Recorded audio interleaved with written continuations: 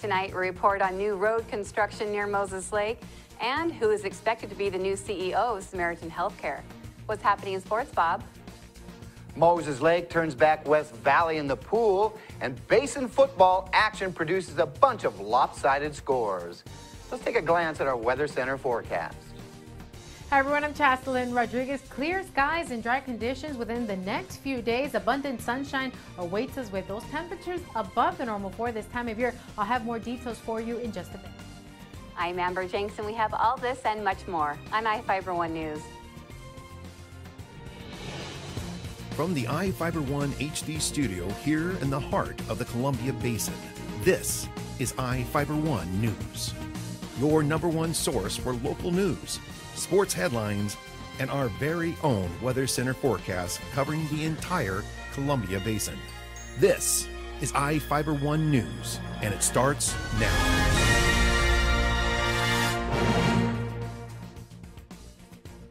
A road construction project began Monday on Airway Drive and Valley Road in Moses Lake.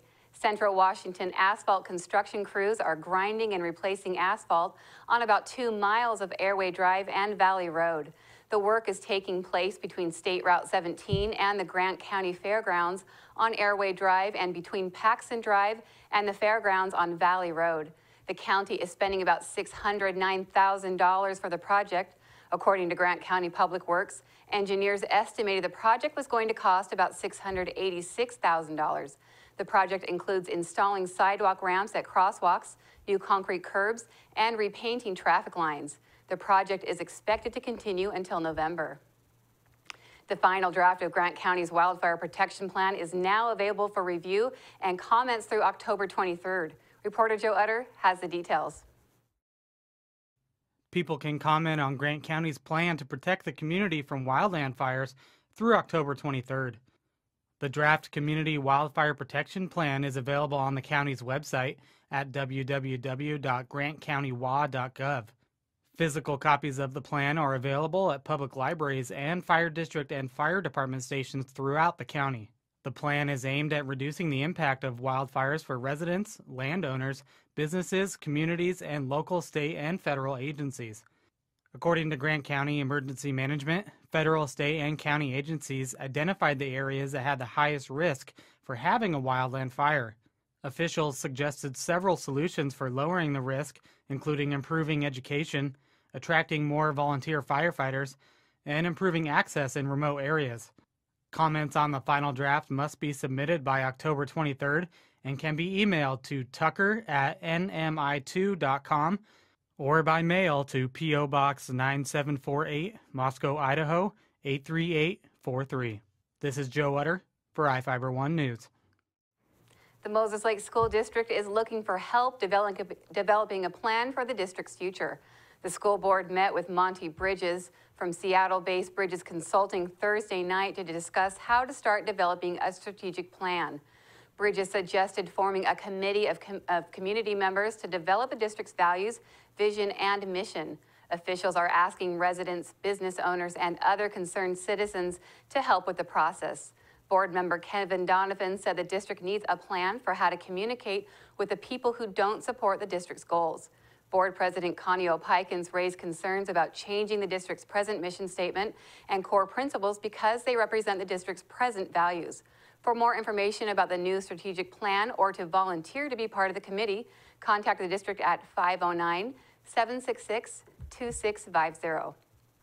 Teresa Sullivan is expected to be appointed as the Samaritan's Healthcare's new Chief Executive Officer.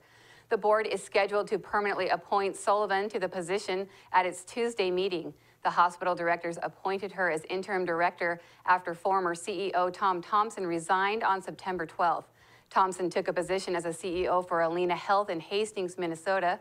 Sullivan served as a CEO in Kewanna Regional Medical Center, Longville, Minnesota from 2003 to 2012 before coming to Moses Lake.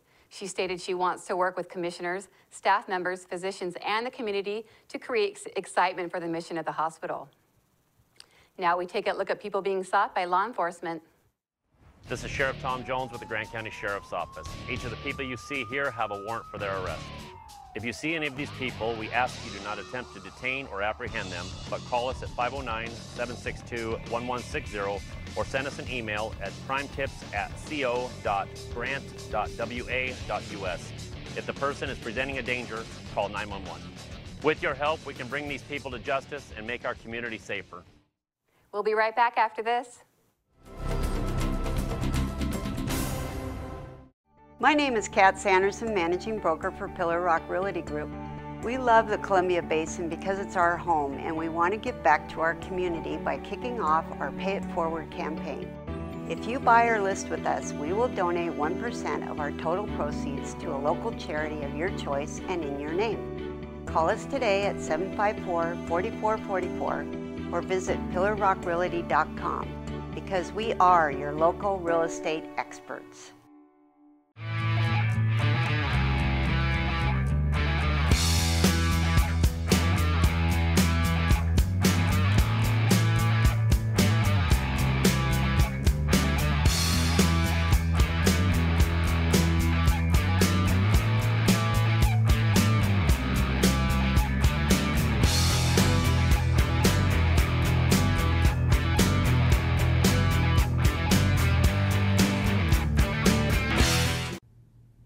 Hi everyone, I'm Chaslyn Rodriguez bringing you your local weather. This weather segment is brought to you by Barry Motors, one great place to buy and service a car. Nice weather and temperatures around our area for tonight. Clear skies and cooler nights awaiting us. However, those maximum temperatures above the normal for this time of year, Tuesday through Friday. We're expecting temperatures hitting that 80-degree mark for the second half of the work weekend, coming through some cloud cover by Thursday, which will help cool down those temperatures a bit. In the meantime, let's take a look at the almanac. Within the past 24 hours, we started off the morning with temperatures in the lower 50s, slightly above the normal for this time of year. Maximum temperatures around the normal for this time of year, not as warm as that record high of 94 degrees, and that was in 1963.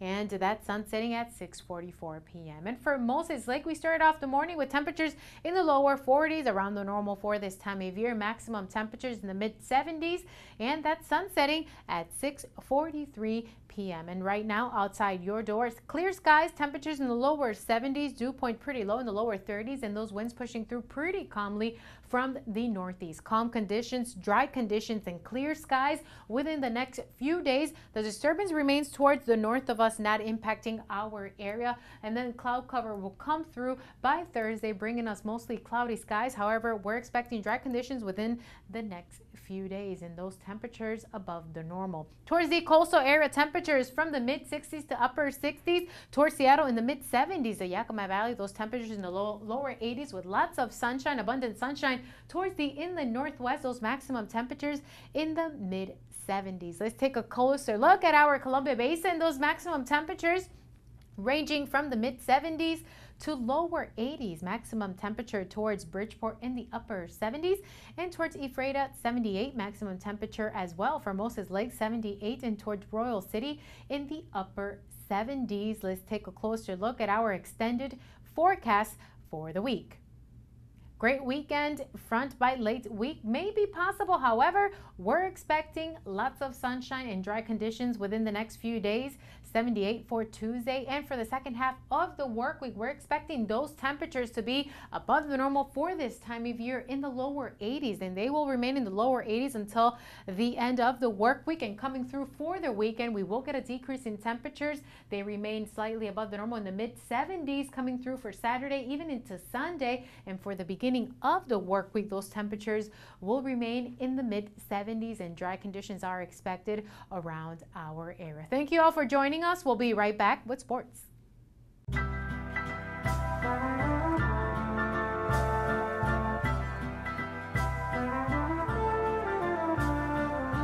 Paying your Grant PUD bill with ePay is like getting free cuts in line. You pay when you want, how you want. Get free cuts in line with Grant PUD ePay. Visit grantpud.org. Oh, dude, I'm just in the theater. It's totally cool. Ah. The new flamethrower cheeseburger now with a $5 lunch. I'm going flamethrower today. Remember what happened last time? I'm going flamethrower today. Gary, do you remember what happened last time? I'm going flamethrower today. Remember what happened last time? Comes with a Sunday now. I can handle it. You know your body, Gary. Go Flamethrower. Now the DQ $5 lunch comes with the new jalapeno bacon flamethrower cheeseburger, plus fries, drink, and a sundae. This is fan food, not fast food. Well, it was a crazy contest between Ephrata and Quincy that had many scratching their heads in wonderment, with penalty flags littering the field and coaches taking unusual gambles deep in their own territory. Sean Wells has the story. It was Friday Night Lights in Ephrata with the Tigers hosting the Jacks in the Battle of the Basin. Both teams were looking for a big league win after tough losses in Week 3. It was Quincy striking first when Johan Farias took advantage of a muffed punt with a 45-yard return for the touchdown. He is dropped in the backfield. Actually, that's taken away. Quincy is going to get the first score of this ball game. Touchdown, Jacks. Down 6-0, the Tigers came roaring back to take the lead. QB Quinto Strowski hooked up with Tyler Lutz for a 60-yard touchdown, putting the Tigers up 7-6. The 20, 15, 10, 5, touchdown Tigers. The teams traded possessions in the second and third quarter with no points to show for. A missed field goal by Ephrata opened the door for Quincy until Eric Heredia picked off the Jacks QB, setting up great field position. Tyler Lutz would capitalize with his second touchdown of the game, putting Ephrata on top 13-6. Looks like he was just short. We got a rep on the far side saying it's a touchdown. They're saying he's in. Touchdown, Tigers. A late fourth quarter drive for Quincy resulted in their second touchdown of the game when Travis Harris ran 5 yards for the score. After a missed extra point, Quincy had one last shot to take the lead, but it wasn't meant to be as the Tigers held on to take a wild battle of the basin, 13-12. Tyler Lutz was the MVP for the Tigers, recording 75 yards rushing with a touchdown to go along with 79 receiving yards and a score. For iFIBER 1 News, Sean Wells. Draven Navarez and Wes Harrington ran for 2 touchdowns each, and Moses Lake blew out Eisenhower 42-14 at Lions Field. The Chiefs scored on every first half possession except for their opening drive to go up 21-0 at the end of the first quarter. Moses Lake took a 42-0 lead into the locker room at the break. Isaiah Thomas, who plays on both sides of the ball and special teams as well, came up big again for the Chiefs when he hauled in another long TD pass from Harrington, this one from 42 yards out. The Cadets avoided the shutout with an 81-yard run late in the third quarter and then tacked on a score off a fumble return in the final period. Dallas Isaac ran for 351 yards and scored 4 times, and Elmira Cooley Heartline crushed the Coosac Panthers 66-22. Charles Hunt rushed for 179 yards and 2 TDs in the lopsided contest. The Warriors broke open a tight first half, tacking 30 points on the board in the third quarter. After dropping the first game of the season to Liberty Christian 66-42, ACH has run off 3 straight wins, outscoring their opponents 190-34. Rounding out the Basin scoreboard, it was Warden embarrassing Riverview 64-6.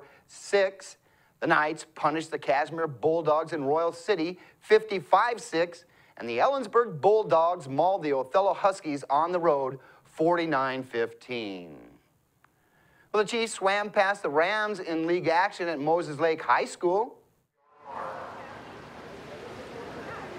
Moses Lake picked up a huge win over West Valley in Big 9 swim and dive competition. The Chiefs dominated in the pool, taking 10 of 12 events. Heather Carbon kicked off the mojo with a first-place finish in the 1-meter diving event. Nadia Peters took second. The team of Cora Dana, Nicole Eslick, Megan Washburn, and Cheyenne Speed swam to a first-place finish in the 200-yard medley relay. The girls also touched first with a 30-second margin of victory in the 200 free relay. Dana took top honors in the 200 freestyle. Washburn captured the 200 individual medley, and Speed bested the competition in the 50 free. Anna Fair captured the 100 butterfly and 100 backstroke competition. Dana took top honors in the 100 free, and it was Washburn taking first in the 500 free. West Valley took the last 2 events of the meet with first place finishes in the 100 breaststroke and 400 free relay. We'll be back after this short break. You don't have to drive to Seattle for exceptional cancer care. Confluence Health's cancer program delivers world-class care close to home. We have a highly experienced oncology team in a state-of-the-art facility, and we're a member of the Seattle Cancer Care Alliance, which gives our patients access to world-renowned therapies developed at Fred Hutchinson, the University of Washington Medicine, and Seattle Children's. Together with the SCCA, we're delivering world-class cancer care close to home.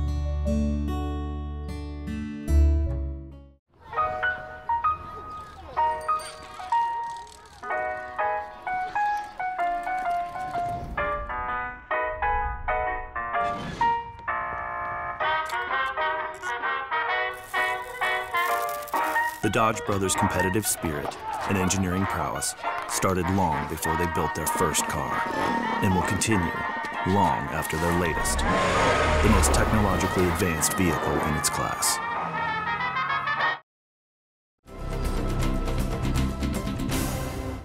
Our spotlight story tonight is about the annual Pioneer Day at the Grant County Historical Museum on Saturday. Reporter Devin Higgins was there and has the story. What are the blanks? It's the blanks.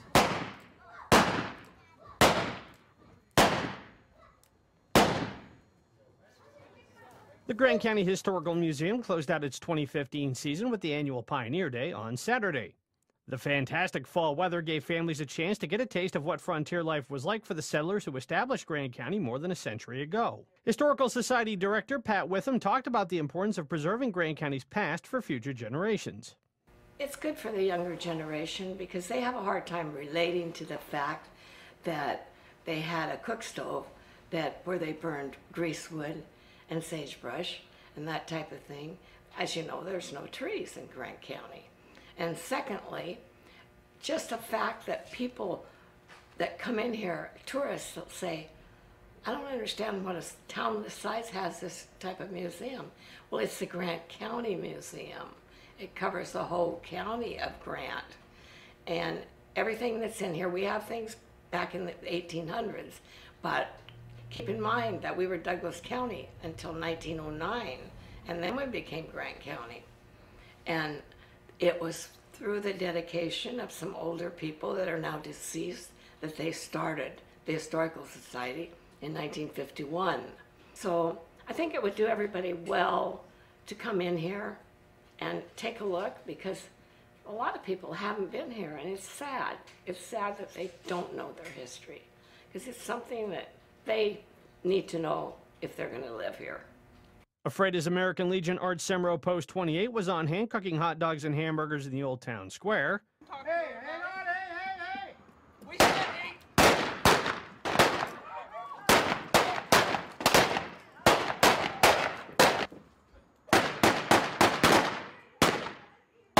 The afternoon highlights included the annual Sheriff's Posse shootout outside the old First National Bank of Grant County and the stick horse race, pairing children of all ages to see who's the fastest riding an old-fashioned wooden stick horse.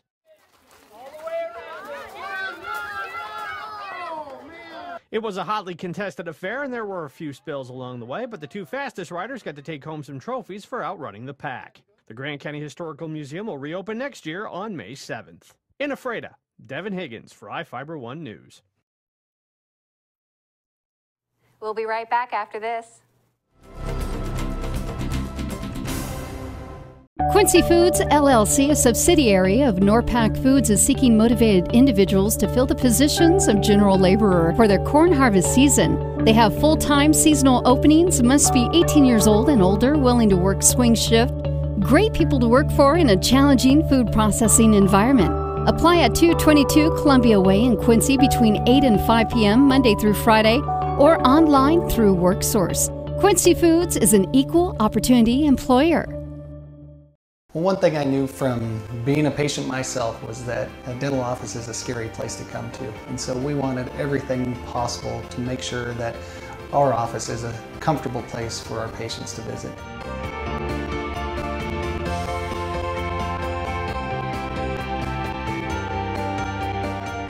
The patients that I have, my clients, have made me a part of this community, and we want to give back in every way possible.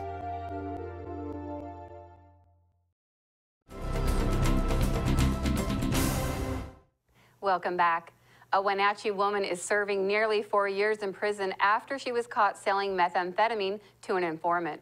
Holly Wagaman McKee, a 38-year-old woman, pleaded guilty in Grant County Superior Court to 2 counts of delivery of methamphetamine.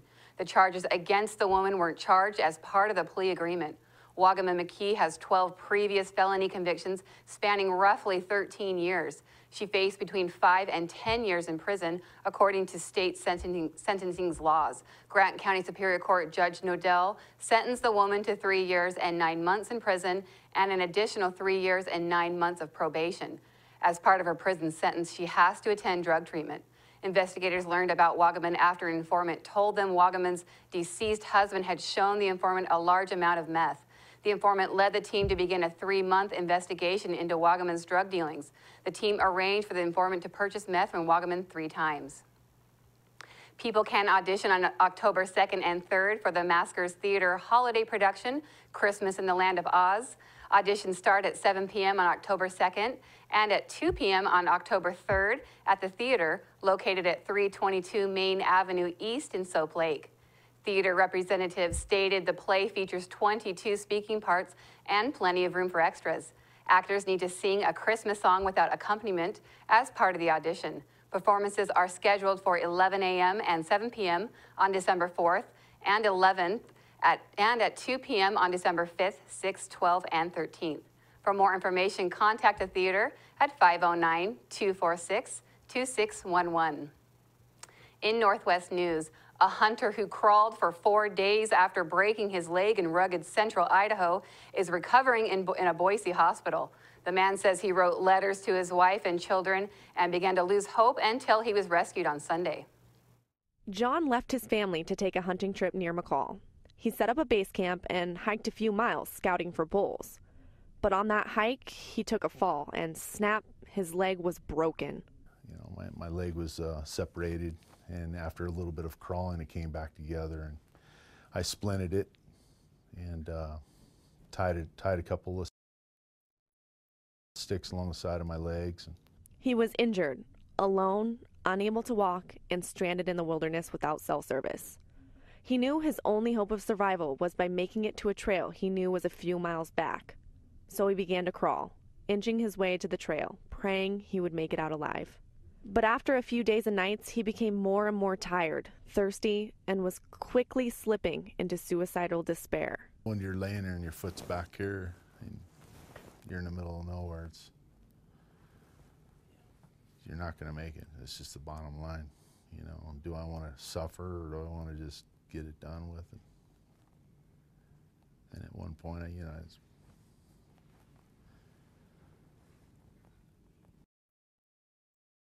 was reaching for my pistol and asked Lord for his forgiveness. John began writing his family a goodbye. Those goodbyes proved to be motivation he needed to push on. That's it. Write the letter to my family, and that was it. That settled it. I said, no, there's no way I'm doing this. I will get out of here. After 2 nights of dragging himself across the rugged terrain, he finally made it to the trail. That brief moment of joy quickly turned into desperation once again. There was no help in sight. Knowing his time was running out and he wouldn't make it very many more days, John prayed. The next day, the Lord answered his prayers. A few motorcyclists had taken a wrong turn and ended up on the wrong trail.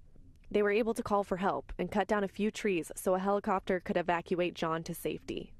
His wife had been home, unknowing what hell her husband had gone through. I got a call at about 8 o'clock in the morning, and it was John telling me he had been in a bad accident. John was okay and in the care of St. Al's and happier than ever to be alive. Right after I got the phone call, I looked on my phone and I saw a text message and it said, "I love you so much." A family reunited through answered prayers, and a sportsman who says Idaho's backcountry may have nearly killed him. That's going to do it for us here at iFIBER 1 News. We want to thank you for watching, and we'll see you again tomorrow.